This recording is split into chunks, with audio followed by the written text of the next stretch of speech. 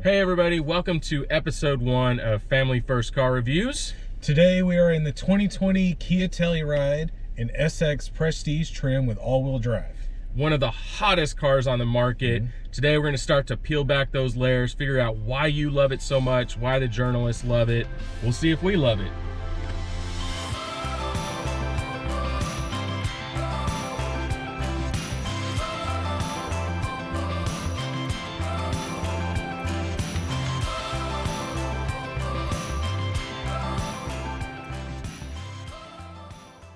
All right, Casey, so we're gonna do a ton of stuff today. We are going to focus on the interior. We're gonna talk about what it's like to sit in the back. I think we've got some car seat shenanigans to take care of later, and we may even hear from a few other family members on the Telluride. But I think the first place to start with this car, because it is such a huge hit right now, is on the outside of the vehicle. Your first impressions when you walk up to the car? It's bold and rugged looking. It's got this throwback kind of boxy look, and that's going against the grain in the current auto industry trends for styling. Yeah, so everybody's trying to get all swoopy and these big bass mouth grills. Yeah. Let's start there, because I think that really sets the tone for the vehicle, is the grill. Yeah, Kia's got this, what they call their tiger nose styling, and you see this grill across the entire line of Kia. Yeah. But this is really the best one to date, in my opinion, the best execution of that tiger nose theme. And that theme really carries over on a lot of little things on the outside of the car. You see it in a lot of places. You see it up here on the roof line. You see it at the window trim. It shows up in a lot of little places as you walk around the vehicle. But what I like about it, it's not overdone. It really blends into the design really well. So yes, the grille really sets the tone, but there's something else happening out on the edges, on the front of the car, that's really signature. And what is that?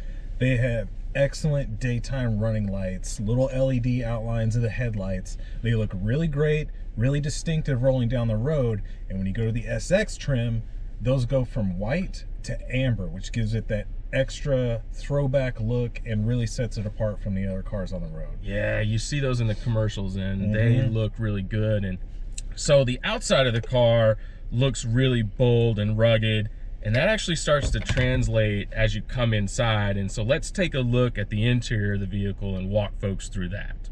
When this car was unveiled in Detroit, I think everybody loved the way it looked on the outside, but when they opened up the doors and showed you the interior, is when people really took notice. Really nice looking in photos, but everybody wanted to know what it was gonna be like once you got in it as far as materials. Yeah, that's the real test, right? And Kia's been really pushing, trying to upgrade their cars on that front. And we really liked the Stinger GT, thought that was a big leap forward for them.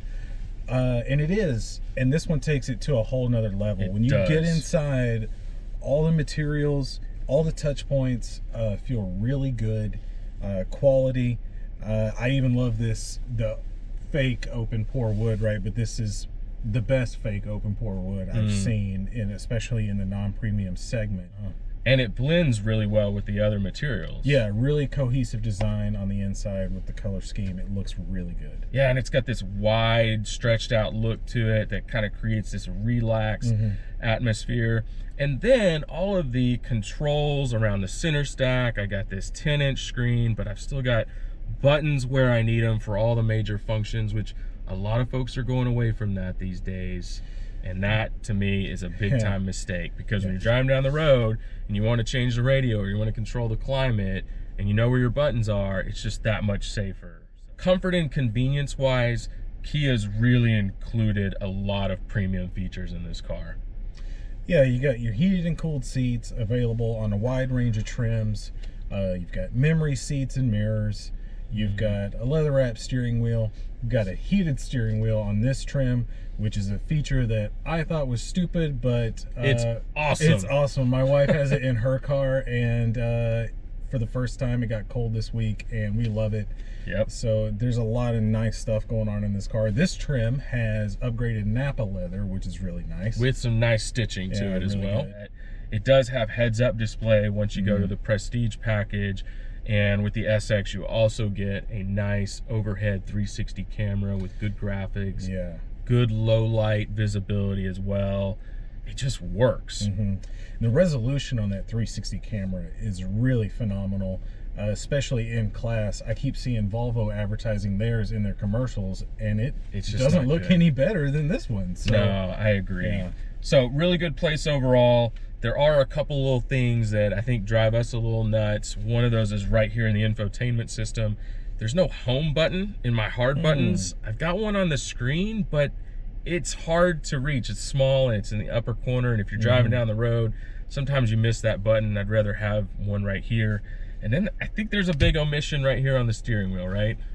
No power telescoping steering wheel. Yeah. Which is crazy in this price range, I think, especially considering that you can get it on other Kia models fairly easily. Anything called an SX Prestige pack should have the power steering wheel, and it should be tied to my memory seat functions as well.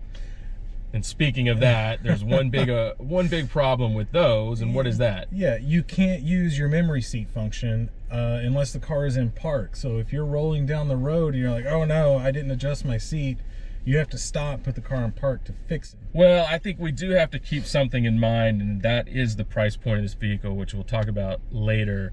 Kia's thrown a ton at this car in a great design. They did cut corners in a couple of places to keep that price level down, and that is a feat in and of itself.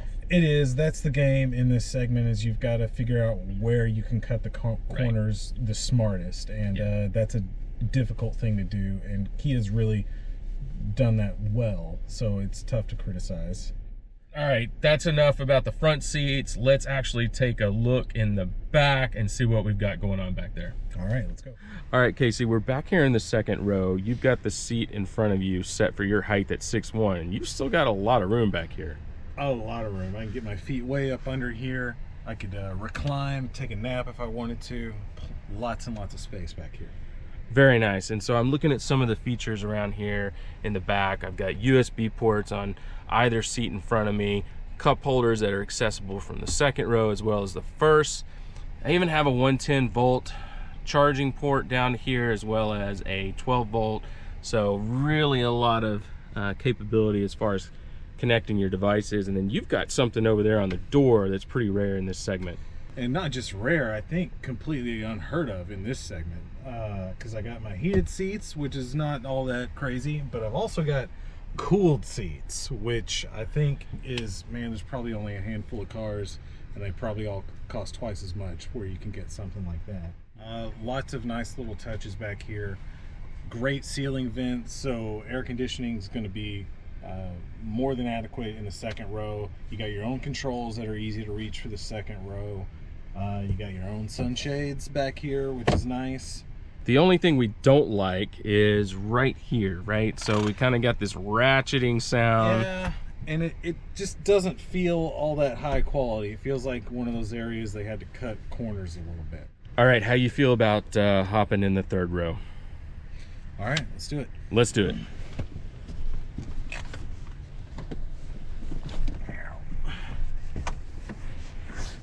All right, so we're back here in the third row. You'll notice I had to move the second row seat up just a little bit, but you could still get an adult there and fit a pretty large adult back here in the third row.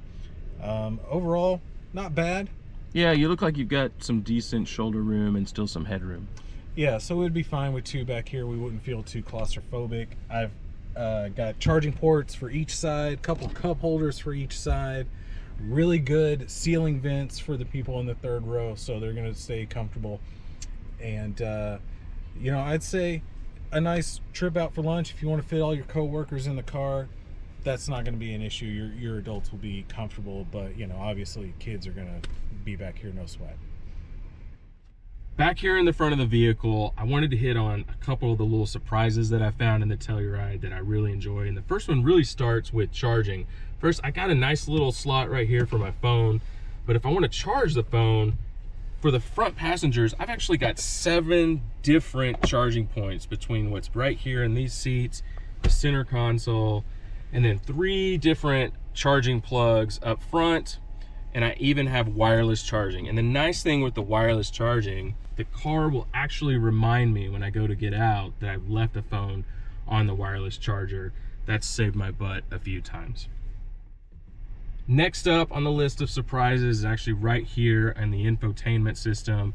If I go to my media, I've got a Bluetooth playlist going on my phone. I'm streaming music, and it actually lets me sift through all the songs on my playlist, and I can change those on the fly, which is a really nice feature. I'm a big Android Auto user, and this car has that, but features like that make me actually want to use Kia's infotainment system.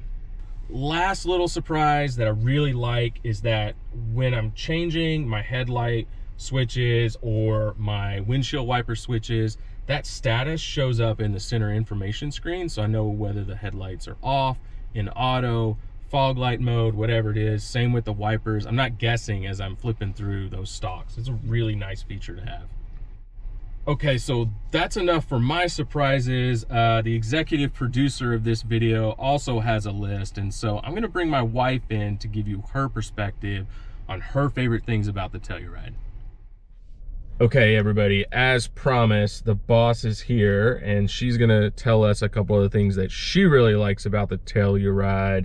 And I think the first one was remote start. Oh, from your phone. From my phone. It's so convenient. Not only can I start the car, but I can either cool or heat the car. I can turn on the heated seats, this heated steering wheel, or if it's really hot outside in Texas, I can also cool it down. Yeah, it's really nice. So not only does it work with the app, but you can actually do this from the smart devices in your house. So Google Assistant or Amazon Alexa, you just have to activate it, tell it what you want it to do, come out in the driveway, and the car is ready to go. That is a really nice feature. Yeah, it's amazing. Okay. Item number 2, you usually don't like panoramic sunroofs on cars, but this one's a little different. Right, so here I have options because I don't like the sun in my eyes, it gives me a headache, but other people might. So here you have 2. You have one up here that you can close to keep the sun out of my eyes, but in the back there's a big one for everyone that's in the back seat. So it's really nice, and the best part is it's a solid closure, so it's not sheer, which really doesn't do anything, especially in Texas. So here you get the best of both worlds. Yeah, it gets hot here in Texas, Yeah, and this is really nice to be able to control this independently. I agree. Yeah. Last feature you really like is actually on the outside of the vehicle, correct? It's true. I really like the tailgate that opens without me having to push a button. I can walk up to the back of the car and stand there for a couple of seconds, and it beeps at me and it just opens.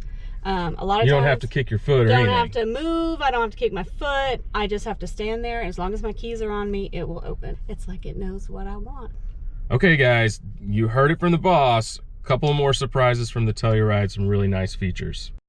All right, folks, so we spent a lot of time talking about adults and even kids in the car and what it's like back here in the second and third row. But as you can see back there, there's a minivan parked in my driveway. That belongs to Casey. He's a minivan dad and uniquely qualified to talk about car seats.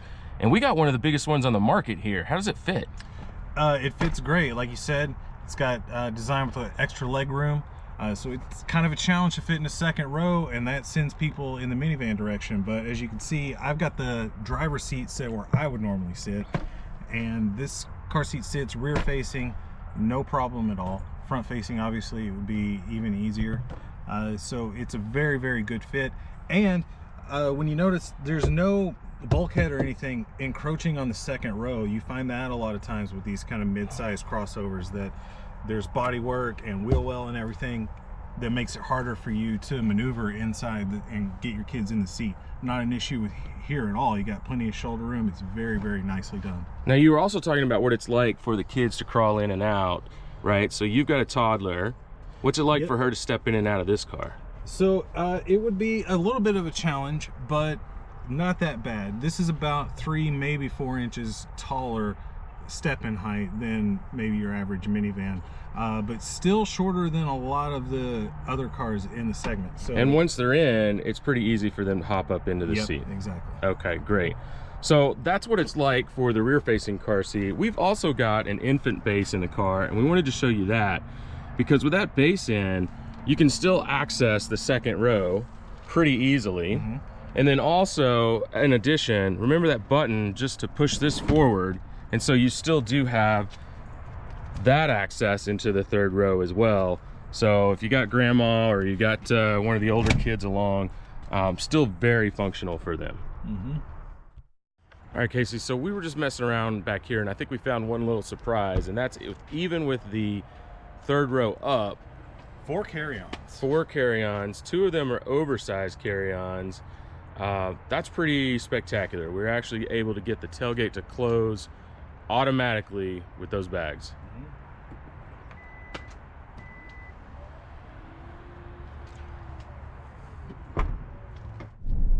All right, guys, we're finally out doing some driving today. We're on our favorite loop, something we affectionately call the Nürburgring. We got a lot of elevation change. We've even got our own carousel. Yeah. A lot of tight turns. Yeah. Got some off camber. Yeah, exactly. No high speed driving on the Nürburgring, but it does give us an opportunity to put the car through its paces. We bring a lot of cars out here because there's a little bit of something for every type of car. Right now we're kind of on the long, boring straightaway, and so it gives us an opportunity to talk about powertrain. And I want to talk about this V6 in the cars. 290 horsepower, but not a lot of torque, and that was pretty controversial when the car was unveiled. But what are your driving impressions so far of the engine? My impression is that it's got plenty. It's got more than enough to do what you need it to do. It's got this great 8-speed transmission that's very smooth. Really helps. They've programmed it really well so that it's never searching for a gear. The best thing I can say about it is that you just don't notice it. Yeah, I think that's right. It tends to fade into the background. My only concern with the engine is if you get up into some mountain passes of Colorado or elsewhere around the country, I could see the engine struggling a little bit. It does have the towing package on the car, and you know, while it's got a decent tow rating, I think that's where the engine could really start to work pretty hard. But that's also pretty normal for most vehicles, right? Yeah. Let's focus a little bit on just the suspension and how it soaks up some of the rougher stuff out there. Well, that's another thing where I think the best praise you can give it is that you just don't notice it. It's very, very comfortable. When you want to go around the bends, yeah, it's not the most precise SUV out there, but it's not pretending to be.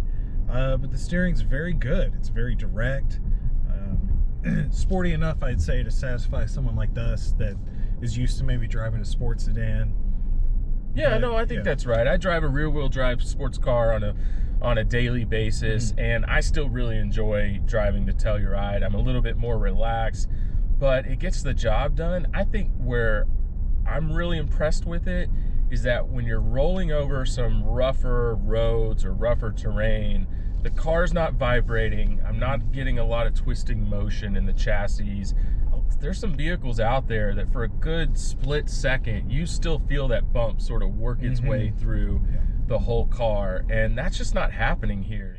It doesn't unsettle the car. You don't get that nervous feeling through the steering wheel at all.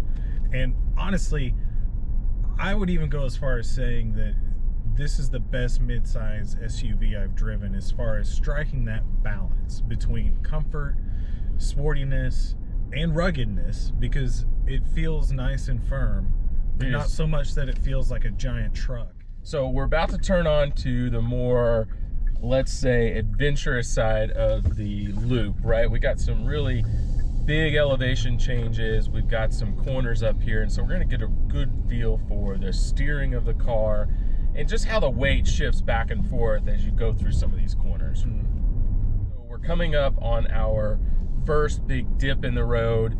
It comes up pretty suddenly, bottoms out pretty quickly, and then you climb right back out of it. And so we can go through there and carry some speed. What did that feel like? It felt great. And like we said, there's no unsettled feeling through the steering wheel, and you don't feel like you came anywhere close to bottoming out that suspension either. Soaked it up like a truck would. So you just kind of came around that corner, and I felt the weight up over the right side of the vehicle, but it never felt like the car was, you know, dancing back and forth. It felt like it was right where it needed to be, and we're going to test that out again up here ahead. That's what I like about this car too, is it'll roll a little bit, but it rolls and settles in real fast. It doesn't keep just kind of bouncing back and forth in the turn. And the other thing I like is that we go around a corner like this and we get a little bit of roll, but we've got a left-hander now coming up right away, and the car has no problem transitioning back to the other side. It rolls right back, settles in, feels really great. It really makes it an enjoyable driving experience when a car settles in like that. And you know, we use the term roll, and a lot of people think that a rolling vehicle as you're going through corners is bad, but it's actually not if it's done right, because you do need to know where the weight of the car is, or else, you know, you'll go 5,000 miles and chew up a pair of tires pretty quick. And, you know, you don't want to be doing that, and, you know, shelling out the cash for tires that quickly. All right, folks, we're sitting back here in the second row, the first class lounge of the Kia Telluride. There's so much room back here. It's ridiculous. And I thought, man, what a better place to wrap up the review than this. We've really enjoyed this vehicle. We had high expectations coming in, and in many ways, I think the Telluride actually exceeded them. What do you think? I think so, especially in terms of that family usability. The second and third row in this thing, they're creeping up into that minivan territory as far as useful. It's not quite there. No, but it gets closer than any other midsize SUV. Yeah, it does, and you've got more capability than a minivan, right? So, you know, if you do want to take this thing on a long road trip up to the mountains or out to a lake or whatever, you can get off the beaten path a little further than maybe you thought you could. So, and you're gonna look really good doing it. That old school SUV design has just turned heads. People are lining up in droves to buy these things, and for good reason. And with that, I think it's a good place to wrap this up and say thank you for watching. Make sure you subscribe and hit the notification bell, because we got a lot of future episodes coming, and we'll make sure that you get notified when those drop. Thanks a lot. I'm Brian. Casey. Family First Car Reviews.